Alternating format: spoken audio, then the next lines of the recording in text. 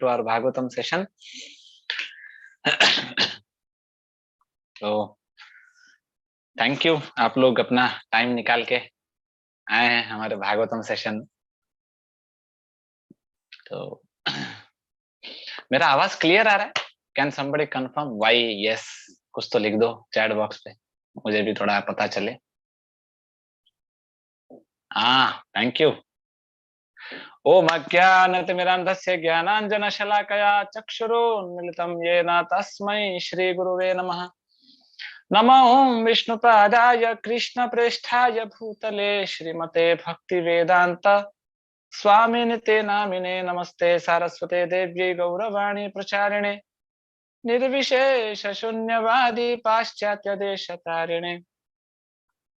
जय श्री कृष्ण चैतन्य प्रभु नित्यानंद श्री अद्वैत गदाधर श्रीवासादि गौर भक्त वृंद। हरे कृष्ण कृष्ण कृष्ण हरे हरे, हरे राम राम राम हरे हरे। ओम नमो भगवते वासुदेवाय। ओम नमो भगवते वासुदेवाय। ओम नमो भगवते वासुदेवाय। हरे कृष्णा। तो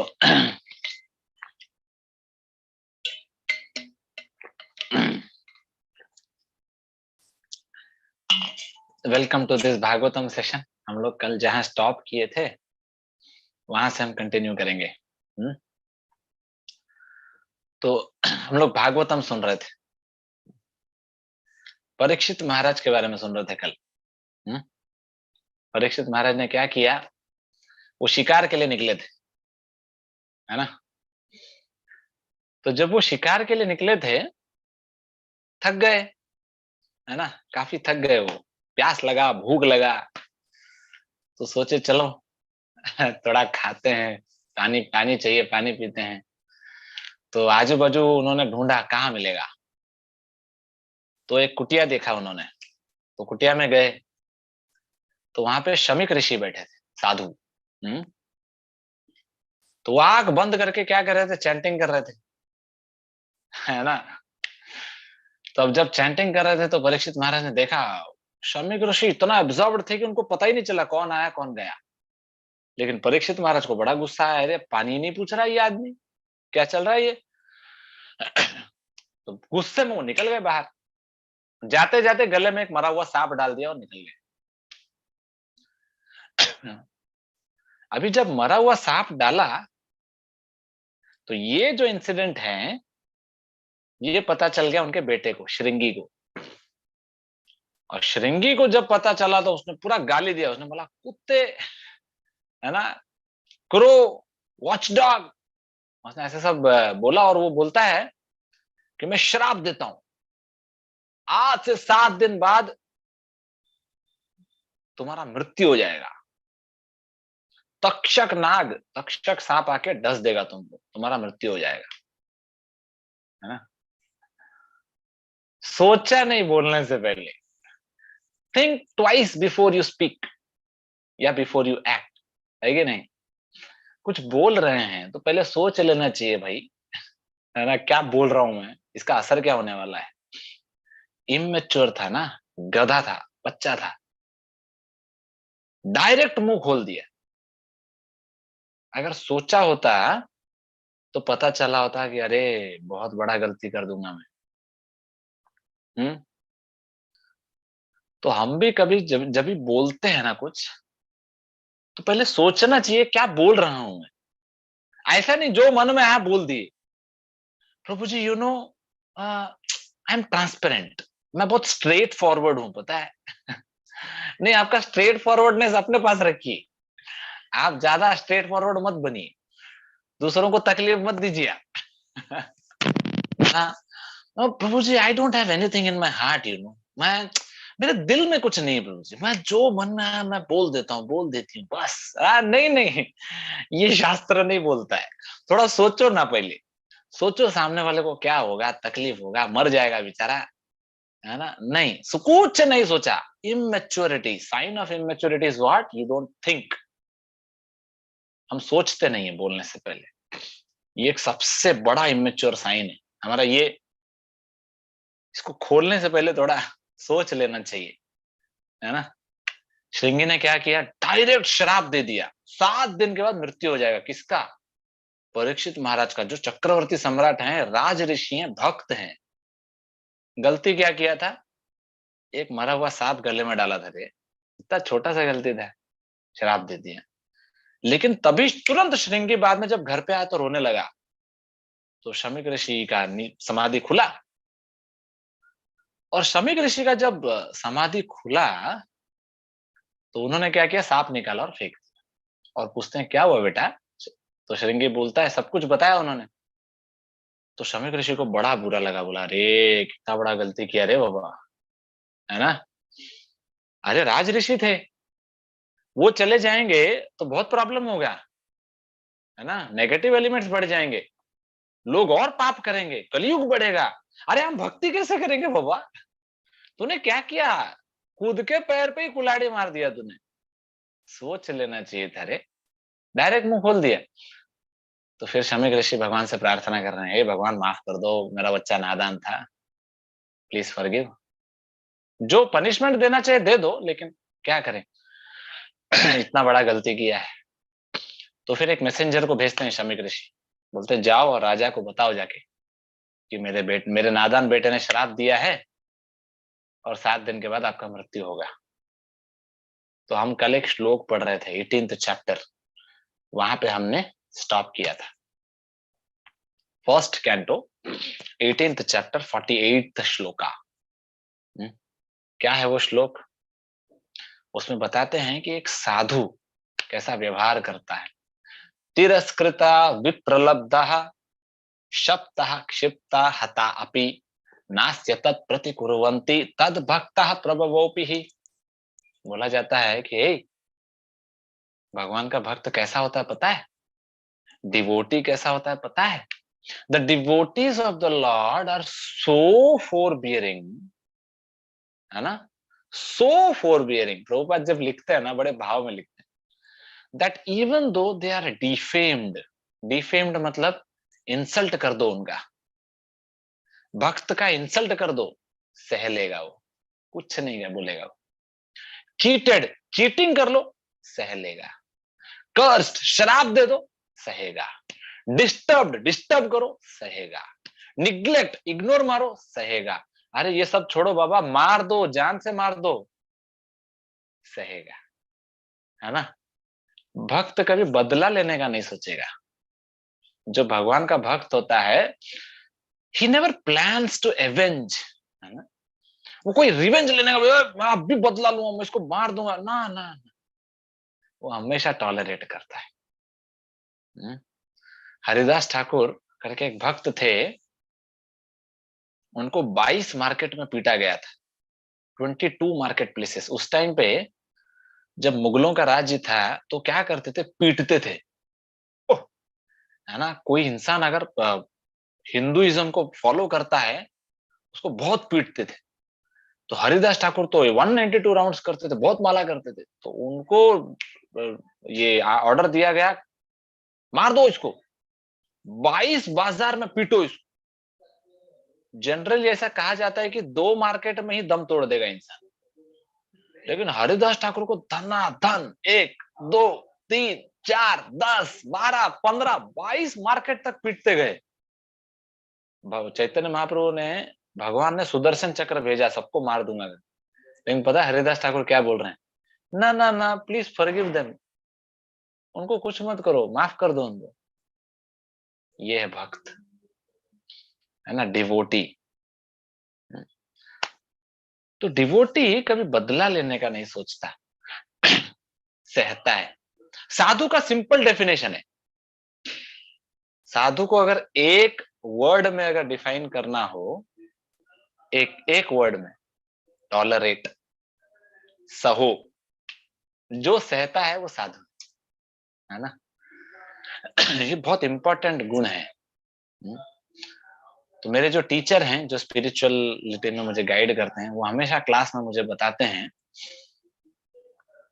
हमेशा बोलते हैं, जो सहेगा वो रहेगा, है ना। क्योंकि मैं भी कभी कभी बहुत चिढ़ जाता हूँ, बहुत गुस्सा करता हूँ, प्रभु जी के पास जाता, प्रभु जी ऐसा नहीं होना चाहिए, ये नहीं हो सकता, मैं नहीं सह सकता, ऐसा क्यों हुआ, ऐसा नहीं होना चाहिए, वैसा नहीं होना चाहिए।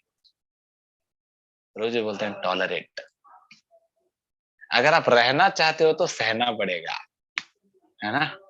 तो साधु का गुण क्या है, तृणादपि सुनीचेन तरोरपि सहिष्णुना अमानी न मान देना कीर्तनीय सदा हरि तरोरपि सहिष्णुता। अरे पेड़ की तरह सहो, है ना। सहो कैसे, पेड़ की तरह सहो। पेड़ के सर के ऊपर धूप आता है, लेकिन जो उसका शरण लेता है उसको पेड़ छांव देता है ना। पेड़ ऐसा नहीं बोलता, अरे मैं धूप में खड़ा हूं, तू छाव में कैसे खड़ा रहेगा, तू भी धूप में जा, ना ना। पेड़ शेल्टर देता है और तकलीफ लेता है ना। बहुत इंपॉर्टेंट पॉइंट है। तो एक बार क्या हुआ, एक राजा था। मुझे पता नहीं है राजा का नाम क्या है।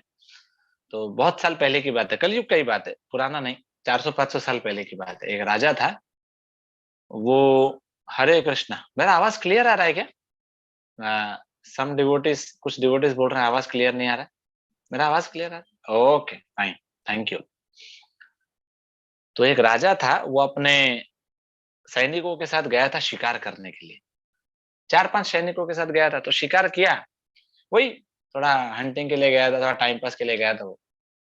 तो दोपहर को थोड़ा थक गया, तो सब लोग बैठे टिफिन खाने के लिए, खाना खाने के लिए, प्रसाद खाने के लिए। तो सब लोग बैठे, अब खा रहे थे, कहाँ बैठे, अभी उधर थोड़ी महल में बैठेंगे, उधर तो ऐसे ही जंगल में बैठ के खा रहे। तो खा रहे थे, तो क्या हुआ, खाना खाते खाते दोपहर का टाइम था, एक बड़ा सा पत्थर कहीं से तो जोर से आया और सर पे लगा, है ना। जोर से आया और वो सर पे लगा, और पूरा खून बहने लगा, क्योंकि सर फट गया ना राजा का, पूरा खून बहने लगा। राजा को आया गुस्सा, ये कौन है रे, वो किसने पत्थर फेंका। तुरंत सैनिक लोग भागे, सोचो वो राजा है ना, क्या करेंगे सैनिक लोग, नहीं। सैनिक लोग भागे, कौन है किसने पत्थर मारा। तो एक 15 साल का लड़का था, जिसको ये सैनिक लोग लेके आए, बोले महाराज महाराज, ये लड़का, ये लड़के ने पत्थर मारा है और आपका सर फटा। तो राजा उसको देखा और गुस्से में आ गया, वो बोलता है तूने पत्थर मारा। लड़का बोलता है हाँ। राजा बोलता है फांसी लगा दो इसको, मार दो, फांसी पे चढ़ा दो। तो लड़का बोलता है महाराज एक बात पूछूं। हाँ पूछो। एक्चुअली मैं जब पेड़ पे पत्थर मारता हूं ना, तो पेड़ तो मुझे फल देता है, फल, है ना। तो एक्चुअली मैं पेड़ को ही मार रहा था, लेकिन पत्थर आपको लग गया। वो राजा जब ये सुना ना, तो राजा तुरंत रियलाइज किया, राजा बोला अरे बाप रे, एक इंसान जब पेड़ को पत्थर मारता है, तो पेड़ रिटर्न में पत्थर नहीं मारता, पेड़ रिटर्न में फल देता है रे। माय गॉड, मतलब सोचो, पेड़ को हम पत्थर मारते हैं तो पेड़ फल देता है, और मेरे को पत्थर मारा तो मैं इसको फांसी का सजा दे रहा हूं।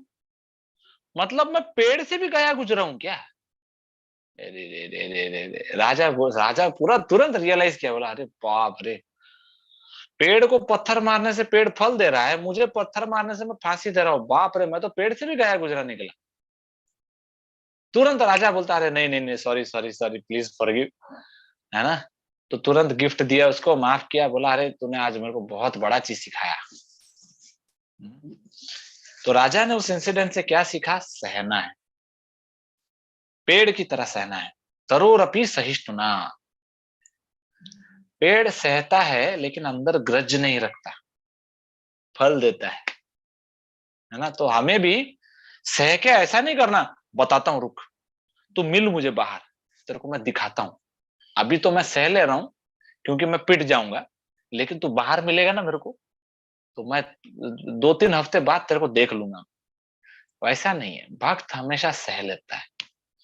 और सह के क्या करता है? चैतन्य महाप्रभु बताते हैं कि, है ना, नित्यानंद प्रभु बताते हैं कि अरे सहता है भक्त, और सहने के बाद वो क्या करता है? भक्त लोगों को कृष्ण प्रेम का फल देता है, भक्ति मार्ग में जोड़ता है ना। तो मैंने खुद भी अपने लाइफ में एक्सपीरियंस किया है, अगर हम झगड़ेंगे नहीं, सहेंगे, जहां कहीं भी हो, हम चाहे कॉलेज में हो, कंपनी में हो, सोसाइटी में हो, अगर हम सहेंगे ना, तो हम बहुत एक अच्छा इफेक्ट डाल सकते हैं सोसाइटी में, लोग भक्त बनते हैं। हमारे सहन शक्ति को देखते हैं ना, तो उनको एक विश्वास आता है स्पिरिचुअल लाइफ में कि अरे यार, मानना पड़ेगा बंदे में दम है यार, है कि नहीं? इसको हम डिस्टर्ब नहीं कर पा रहे हैं, इतना इरिटेट कर रहे हैं हम इसको, लेकिन बंदा चिढ़ता नहीं है यार। मानना पड़ेगा, तेरे में कुछ बात है। मैंने पर्सनली अपने लाइफ में एक्सपीरियंस किया, कुछ लोग होते हैं जानबूझ के चिमटी लेंगे है ना, उनका आदत है। वो बड़ा, उनको देखो वो क्या करेंगे ना, जैसे कभी कभी क्या होता है ना, हम टिफिन खा रहे हैं, मान लो लंच ले रहे हैं कॉलेज में, तो उनको पता है कि हम प्रसाद खाते हैं, प्याज लहसुन नहीं खाते। बराबर वो इंसान ना पूरे कंपनी में, पूरे कॉलेज में ढूंढ के आएगा आपके पास, ये लेगा क्या?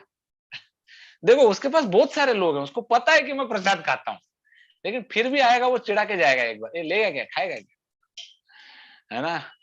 लेकिन हमारा रिस्पॉन्स, जब हम सहेंगे, हमारा जो रेस्पॉन्स जब वो लोग देखते हैं ना, तो वो लोग डिवोटी बनते हैं। तो जो सहेगा वो रहेगा, वो प्रचार कर पाएगा, वो लोगों को सिखा पाएगा व्हाट इज स्पिरिचुअलिटी। जब हम स्पिरिचुअल लाइफ का प्रैक्टिस करते हैं, तो हमारे हमारे अंदर ये जो सहने का जो कैपेबिलिटी है वो बढ़ता है। जब हम चैंटिंग करते हैं तो सहने का कैपेबिलिटी बढ़ता है। तो आगे इसी चैप्टर में, 18th चैप्टर में हम थे, तो यहाँ पे बोला जाता है परीक्षित महाराज सहे। परीक्षित महाराज ने रिटर्न श्राप नहीं दिया। परीक्षित महाराज ने ऐसा नहीं बोला टिट फॉर टैट, तूने मुझे श्राप दिया मैं भी तुझे श्राप दूंगा, नहीं, श्राप नहीं दिया उन्होंने। 19th चैप्टर में, 18th चैप्टर खत्म हुआ, 19th चैप्टर में सुतो गोस्वामी बोलते हैं कि परीक्षित महाराज जब ये काम किए ना, परीक्षित महाराज को बहुत बुरा लगा। परीक्षित महाराज खुद को कोस रहे थे, रिपेंट कर रहे थे, पश्चाताप कर रहे थे, मैंने कितना बड़ा गलती कर दिया, मेरे परिवार में इतना बड़ा गलती किसी ने कभी किया नहीं होगा।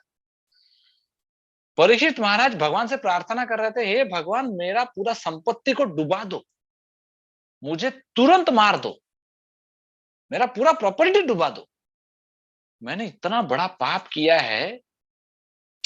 बहुत पश्चाताप कर रहे थे।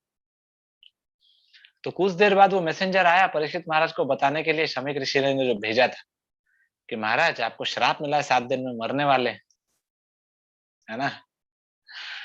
तो परीक्षित महाराज जब सुने मैं 7 दिन में मरने वाला हूं, बाप रे बाप, सोचो, परीक्षित महाराज ऐसे गदगद हो गए, इतना खुश हो गए, बोले अरे वाह बढ़िया है ये तो है ना, पूरा नाचने लगे, कूदने लगे, बोला वेरी नाइस, वेरी गुड, मुझे शराब पिला, बहुत अच्छी बात है। सोचो कोई इतना खुश होगा क्या? कोई आके आपको बोलेगा गुड न्यूज प्रभु जी, क्या आप 7 दिन में मरने वाले हैं? ओ वेरी नाइस, हम बोलेंगे ना ना ना, परीक्षित महाराज देखो बोल रहे हैं बहुत बढ़िया, 7 दिन में मरने वाला हूं। क्यों? क्योंकि परीक्षित महाराज बोलते हैं अरे बाबा मुझे बता तो दिया, एटलीस्ट 7 दिन के बाद ही मरूंगा मैं, मेरे से बड़ा भाग्यवान इस दुनिया में कौन होगा बताओ, है ना। एटलीस्ट ये तो पता चला कि 7 दिन के बाद जरूर मरूंगा मैं। इस दुनिया में लोगों को ये भी नहीं पता कि अगले 7 मिनट में वो मरने वाले हैं। देखो अभी हमारा क्लास चल रहा है और 7-8 मिनट चलेगा, किसी को पता है क्या कि हम जिंदा बचेंगे कि नहीं क्लास खत्म होने तक? इस आधे घंटे के क्लास में बहुत सारे लोग ऑलरेडी मर चुके हैं दुनिया में। तो परीक्षित महाराज बोलते हैं मेरा भाग्य बहुत अच्छा है, श्रृंगी ने जो मुझे श्राप दिया बहुत अच्छा किया, मुझे पता चल गया मैं कब मरने वाला हूं, बस। है ना? तो डिवोटी डिवोटी के लाइफ में जब कुछ प्रॉब्लम भी आता है तो वो उसमें एक अच्छी बात को देखता है, प्रिपरेशन करता है वो, है ना? तो तुरंत परीक्षित महाराज क्या किए, सब कुछ वाइंड अप किए, बोले बस हो गया, है ना? अब इससे ज्यादा नहीं। तुरंत जन्मेजय जो उनका बेटा था उनको सब राज्य कारोबार दे दिए, पूरा रिस्पॉन्सिबिलिटी दे दिए और बोले तुम संभालो मैं चलता हूं। देखो परीक्षित महाराज ये नहीं बोल के गए कि बेटा तुम कर पाओगे ना, देखो मैं तुम्हें छोड़ के जा रहा हूं, पक्का तुम मैनेज तो कर पाओगे, एमबीए डिग्री किया है कि नहीं, बीटेक हुआ है तुम्हारा, नहीं हुआ तुम्हारा, बीटेक नहीं हुआ है, कैसे तुम कर पाओगे, तुम तो नहीं कर पाओगे, देखो तुम बहुत स्ट्रगल करोगे, एक काम करो मेरा व्हाट्सएप नंबर रखना, मैं जा रहा हूं, कभी भी आपको जरूरत पड़े मुझे कनेक्ट कर लेना, ठीक है? मैं जहां कहीं भी रहूंगा आई विल कॉन्टैक्ट यू, मैं आपको गाइड करता रहूंगा। ना ना, तुरंत वाइंड अप, है ना? भगवान के ऊपर पूरा भरोसा था परीक्षित महाराज का, अरे खड्डे में गया ये दुनिया, एंड तो होने ही वाला है ना? तो परीक्षित महाराज बोले बस अब मैं जाऊंगा। तो गंगा के तट पे पहुंचे परीक्षित महाराज, गंगा के तट पे पहुंचे और उन्होंने तभी डिसाइड कर लिया कि अब से मैं ना पानी पीऊंगा ना खाऊंगा, मैं सिर्फ भक्ति में लगूंगा, है ना? तो देखो जीवन भर वो भक्त थे इसलिए ये कर पाए। हमें ऐसा नहीं सोचना चाहिए कि अरे प्रभु जी मैं भी कर लूंगा प्रभु जी, नहीं हम नहीं कर पाएंगे रे, पहले हमें अभी से भक्ति करना पड़ेगा, है ना? आपको अगर किसी ने इन्फॉर्म कर दिया प्रभु जी 7 दिन के बाद आप फिनिश, तो हम तो पहले प्लानिंग करेंगे, अरे 7 दिन में क्या क्या करूंगा बाबा, ये करना है वो करना है ऐसा करना है वैसा करना है वो करना है ये करना है ना? हमारा एक चेकलिस्ट रेडी होगा, टू डू लिस्ट। लेकिन परीक्षित महाराज तुरंत छोड़ के भाग गए। और परीक्षित महाराज जब गए तो परीक्षित महाराज देखते हैं कि ये जो न्यूज़ है ये हर जगह फैल गया, है ना? क्योंकि चक्रवर्ती सम्राट है परीक्षित महाराज, और वो अगर उनको अगर श्राप मिला है तो डेफिनेटली लोगों को पता चलेगा। तो जब गंगा के तट पे पहुंचे और वो वहां वेट कर रहे थे तो यहाँ लिखा है कि दुनिया के जितने बड़े बड़े साधु महात्मा हैं सब आ गए, है ना? यहाँ पे लिखा है 19th चैप्टर के 9 और 10 श्लोक में, च्यवन ऋषि, शरद्वान, अरिष्टनेमि, भृगु, वशिष्ठ, पराशर, विश्वामित्र, अंगिरा, परशुराम सब आ गए। देखो भरद्वाज, गौतम, पिपलाद, मैत्र, अरे बाप रे बाप, द्वैपायन, नारद मुनि, व्यासदेव सब आ गए, है ना? तो जितने साधु महात्मा थे सब आ गए। एक्चुअली जब कोई शरीर छोड़ता है भक्त, तो हमें क्या करना चाहिए, ये भक्त हो या कोई भी हो, हमें हमें उनके पास जरूर जाना चाहिए अगर कोई शरीर छोड़ रहा है तो। क्यों? क्योंकि हमें उसको कृष्णा कॉन्शियसनेस देना चाहिए, हमें हमें उनको हेल्प करना चाहिए कि अंत समय में आप भगवान को कैसे याद करेंगे अगर कोई शरीर छोड़ता है तो। अगर वो सीनियर भक्त है तो हमें उनका संग लेने जाना चाहिए, क्योंकि बाद में उनका संग मिलेगा नहीं। तो ये बहुत जरूरी है, इसलिए इतने सारे साधु महात्मा परीक्षित महाराज के पास आए, क्योंकि परीक्षित महाराज तो शुद्ध भक्त थे ना, है कि नहीं? ओके, सो फाइन, इसको हम कंटिन्यू करेंगे, लेकिन मैं सोच रहा था हमारे पास बहुत कम समय है, अगर किसी को कुछ क्वेश्चन है तो हैंड रेस कर सकते हैं। I will ask you to unmute, मैं आपको अनम्यूट आस्क टू अनम्यूट करूंगा तो आप लोग क्वेश्चन पूछ सकते हैं, आप लोग हैंड रेस कीजिए। अरे बहुत सारे क्वेश्चन है रे बाबा, ठीक है। तो क्वेश्चंस खत्म होने के बाद फिर कंटिन्यू करेंगे, मुझे नहीं लगता स्टोरी कंटिन्यू कर पाएंगे, लेकिन एक कंक्लूजन जरूर देंगे। यस, तो क्वेश्चन पूछेंगे, यस पूछिए क्वेश्चन। हरे कृष्ण प्रभु जी। हरे कृष्णा। ये राम जी ने सीता जी को जंगल में क्यों छोड़ दिया था? अच्छा अच्छा, राम जी ने सीता को जंगल में क्यों छोड़ा था? देखो राम जी वो राजा थे, है ना। तो राम जी अपने राज्य जो धर्म को ना ज्यादा इंपॉर्टेंस देते थे। क्यों? क्योंकि वो मर्यादा पुरुषोत्तम थे। तो जो भी वो एज अ किंग जो भी वो स्टेप लेंगे वो बहुत इंपॉर्टेंट है। तो राम जी सीता मैया को छोड़ दिए, सीता मैया का तो कोई गलती नहीं था, लेकिन राम जी लोगों को सिखाना चाहते थे कि मेरा प्रजा मेरे लिए पत्नी से भी ज्यादा इंपॉर्टेंट है। तो राम जी सिखाना चाहते थे लोगों को कि एक राजा के लिए उसका फैमिली से ज्यादा इंपॉर्टेंट है उसका प्रजा। लेकिन हमारे कृष्ण पूर्ण पुरुषोत्तम है, कृष्ण ऐसा नहीं करते। कृष्ण तो गोपियों को लेके घूम लेते हैं, है ना। तो श्री राम जी भी, राम और कृष्ण में कोई अंतर नहीं है, लेकिन राम जी एक स्पेसिफिक पर्पस से आए थे और उन्होंने उस पर्पस के अनुसार अपना लीला किया। और कृष्ण एक स्पेसिफिक पर्पस के लिए आए थे और उन्होंने उस पर्पस के अनुसार अपना एक लीला किया। हरे कृष्णा। नेक्स्ट क्वेश्चन लेंगे। यस पूछो। हरे कृष्ण प्रभु जी। हरे कृष्णा। प्रभु जी दो सवाल है, एक तो ये है कि ओनली पहले वन। जमाने, ओ ओनली वन, ठीक है, तो दूसरा ऑप्शन ठीक है। पूछता हूँ। प्रभु जी ओके वो ओके। मतलब कि बहुत कोई ऐसे बोलते हैं जो हमारे शुभ चिंतक होते हैं या अच्छे दोस्त होते हैं, और यहाँ तक कि मतलब मोटिवेशनल स्पीकर्स भी यही चीज बोलते हैं कि हमेशा पॉजिटिव सोचो, क्योंकि ज्यादा नेगेटिव सोचोगे या फिर रास्ते में कहीं भी जा रहे हो नेगेटिव नेगेटिव सोचोगे तो नेगेटिव ही हो जाता है कहीं भी। हाँ। तो प्रभु जी, और तो फिर क्या ऐसा कोई बात है कि पॉजिटिव हम जब सोचते हैं किसी सिचुएशन में, मतलब कि कुछ काम करने जा रहे हैं तो पॉजिटिव सोचेंगे, तो कहीं ना कहीं क्या वो रिलेटेड ऐसे है कि हम एक्सपेक्टेशन कर लेते हैं कि हमारे साथ अच्छा ही हो? ये इसको थोड़ा सा मतलब एक्सप्लेन सिंपल कर दीजिए। सिंपल है। सिंपल है। जो भी बोलता है कि पॉजिटिव सोचो, अच्छा सोचो, वो गधा है ना। ऐसी इसमें कोई लॉजिक नहीं है लाइफ में। पॉजिटिव सोचने से पॉजिटिव हो जाएगा, नेगेटिव सोचने से नेगेटिव हो जाएगा। लोग फर्जी बातें करते रहते हैं, be a optimist, don't be a pessimist. No, शास्त्र हमको ना ऑप्टिमिस्ट बनने बोलता है ना पेसिमिस्ट बनने बोलता है। शास्त्र हमको बोलता है रियलिस्ट बनो। रियलिस्ट मतलब जानो कि कर्म का फल जब आएगा तो आप ऊंट पे बैठोगे तो भी कुत्ता काटेगा आपको। तो आप ऊंट पे बैठ के आप बोलोगे आई विल बी ऑप्टिमिस्ट, नहीं, कुत्ता काटने वाला रहेगा तो काटेगा ही आपको, आपको छोड़ने में ही वाला है। क्यों? क्योंकि आपके कर्मों का फल है वो। तो सिंपल सा लॉजिक है प्रभु, थिंकिंग से कुछ नहीं होता। प्रैक्टिकल दुनिया में शास्त्र ये बोलता है कि आप जैसा करोगे वैसा भरोगे। सिंपल है। तो हमारे लाइफ में कुछ अच्छा हो रहा है, बुरा हो रहा है, तो हमारे पास्ट कर्मों के फल हैं। तो अभी हमें क्या करना चाहिए? Think positive. ना ना, ये फर्जी चीजें नहीं करना है हमें। हमें अभी क्या करना है? Don't only think positive, do something. कुछ तो अच्छा काम करो।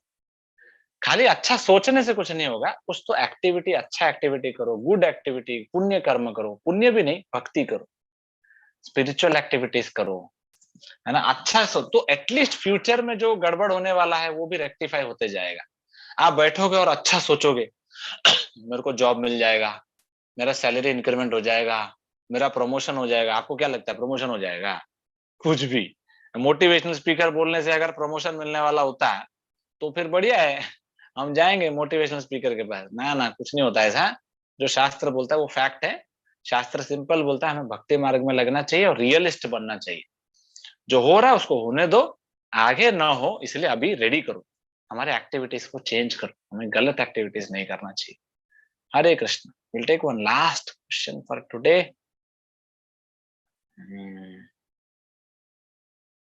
यस पूछो। हरे कृष्ण प्रभु जी। हरे कृष्णा। प्रभु जी, मेरा क्वेश्चन उस इंसिडेंट से था जब अ, धर्म के तीन पैर काट दिए थे। तो फिर परीक्षित हम्म महाराज ने बैल से पूछा था कि आपको किसने ऐसा किया। तो फिर मेरा क्वेश्चन, अगर वो ये क्वेश्चन गौ माता से पूछते तो उनका क्या आंसर रहता? मतलब जैसे धर्म ने बताया कि मैं नहीं जानता क्योंकि उसका पाप उन्हें लगेगा, लेकिन अगर कोई दूसरा बता रहा है तो क्या उसका भी उसे पाप लगेगा? नहीं, देखो आप जिस इंसिडेंट के लॉजिक से उसको पूछ रहे हैं, तो देखो धर्म और गाय दोनों साथ में थे। एक्चुअली दोनों एक ही टीम थे। तो ऐसा मत सोचो कि धर्म के ऊपर अत्याचार हो रहा है और गाय बढ़िया बाजू में बैठ के घास खा रही थी। नहीं नहीं, गाय थोड़ी पिज्जा बर्गर खा रही थी बाजू में बैठ के कि हाँ बढ़िया वो कंप्लेंट करेगी। नहीं नहीं, जो अत्याचार हो रहा था वो दोनों पे हो रहा था। So both are one team. तो जो धर्म जब बोल रहा है तो ऐसा मत सोचो कि गाय गाय कुछ नहीं बोल रही है। नहीं, जो धर्म का आंसर था वही गाय का आंसर था। कि कौन जिम्मेदार है हमें पता नहीं। तो बेसिकली हम इससे एक ये लेसन सीखते हैं कि हमें कुछ भी हो जाए हमें सहना चाहिए। ये एक बड़ा लेसन हम सीखते हैं। जो आपने जो क्वेश्चन पूछा फिर उस लॉजिक के हिसाब से, जैसे किसी दूसरे के ऊपर अगर अत्याचार हो रहा है तो हमें बोलना चाहिए, लेकिन हमेशा इसके लिए समय काल और परिस्थिति मतलब टाइम प्लेस और सरकमस्टेंस हमें ध्यान रखना चाहिए, है ना। ऐसा नहीं है कि मैं नहीं सोऊंगा। नहीं नहीं, ऐसा नहीं होता है। है ना। तो आपने जो क्वेश्चन पूछा मैं समझा। बेसिकली आपके क्वेश्चन का मेन पॉइंट ये था कि प्रभु जी धर्म के ऊपर हो रहा, दूसरे के ऊपर हो रहा, तो हमें बोलना चाहिए कि नहीं। बोलना चाहिए, ऐसा नहीं कि हमें चुप बैठना चाहिए, दैट इज आइडियल।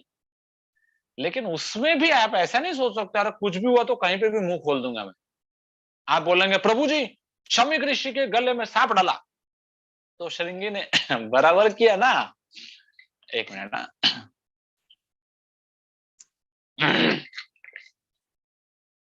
तो श्रृंगी ने तो बराबर किया ना। नहीं नहीं, श्रृंगी ने कैसा बराबर किया। परीक्षित महाराज तो गए ना काम से, है कि नहीं। तो हम कभी कभी सोचते हैं कि मैं नहीं सहूंगा, मैं एक्शन लूंगा। नहीं, हमारा लेकिन वो जो नहीं सहना और एक्शन लेना वो इमेच्योर होता है। तो बेसिकली वही है कि अंडर गाइडेंस हमें कुछ भी करना चाहिए। जो भी हम करते हैं अंडर गाइडेंस करना चाहिए। तो श्रृंगी को क्या करना चाहिए, श्रृंगी को आके पूछ लेना चाहिए था, अरे यार क्या करना चाहिए क्या नहीं करना चाहिए, ऐसा हो गया, है ना। तो कुछ छोटा मोटा चीज हो सकता था, सुझाव हो सकता था। लेकिन दोनों जगह पे मतलब अपने परीक्षित महाराज में तो पूरा परफेक्ट आंसर था, धर्म और गाय ने दिया। लेकिन श्रृंगी थोड़ा इमेच्योर था। तो कहने का मतलब कंक्लूजन में ये देना चाहता हूँ आपके पॉइंट का कि हमें सहना चाहिए, ऐसा नहीं है। लेकिन नहीं भी सहना चाहिए, ये भी पॉइंट सही है। लेकिन हमें चेक करना चाहिए कि मैं इमेच्योर हूं कि मैच्योर हूं। वो अंडर गाइडेंस ही हम कर सकते हैं। नहीं तो हम खुद का मन लगाएंगे ना, माइंड लगाएंगे, तो हम रजोगुण में आ जाएंगे। ठीक है। तो फाइनली आज का सेशन हम एंड करते हैं। तो बेसिकली आज हमने देखा कि परीक्षित महाराज गंगा के तट पे चले गए, बहुत सारे साधु महात्मा आए और परीक्षित महाराज ने सारे साधु महात्माओं को प्रणाम किया और रिक्वेस्ट किया कि मुझे कृष्ण कथा सुनाइए, है ना। भगवान का मेरे ऊपर बहुत बड़ा कृपा है कि भगवान ने, मैं जब माँ के गर्भ में था ना तो मुझे बचाया, और आज भी भगवान मुझे बचा रहे हैं। क्यों? क्योंकि मैं मरने वाला हूं, लेकिन मुझे आप लोगों का संग मिला, भक्तों का संग मिला, है ना। तो भगवान अभी भी टेक केयर कर रहे हैं। तो हमारा भी टेक केयर करते हैं भगवान जब हमें भक्तों का संग देते हैं। तो हमें समझना चाहिए कि भगवान का आशीर्वाद हमारे ऊपर है जब हमारे पास भक्तों का संग है। तो हम कल देखेंगे, कल सुनेंगे 8:15 सेम टाइम पे कि परीक्षित महाराज आगे क्या किए और क्या क्या हुआ उनके लाइफ में। सुखदेव गोस्वामी आएंगे कल। कल शायद से हमारा फर्स्ट कैंटो खत्म भी होगा, सेकंड कैंटो में हम एंट्री मारेंगे। तो आप लोग जरूर अटेंड कीजिए, मिस मत कीजिए कल का class. Hare Krishna. Thank you very much. Srila Prabhupada की प्रभु की जय। जय। हरे कृष्णा प्रभु हरे जी। कृष्ण प्रभु जी, हरे कृष्ण। हरे कृष्णा प्रभु जी, हरे कृष्णा। हरे कृष्णा प्रभु जी, हरे कृष्ण प्रभु जी। हरे कृष्णा। कृष्ण प्रभु जी। हरे कृष्णा। हरे कृष्णा। हरे कृष्णा प्रभु जी, हरे कृष्णा प्रभु जी, हरे हरे कृष्णा। कृष्ण प्रभु जी। हरे हरे कृष्णा कृष्णा। प्रभु जी। Thank you for the class, Prabhuji. Hare Krishna. Hare Krishna. Prabhu ji, thank you so much.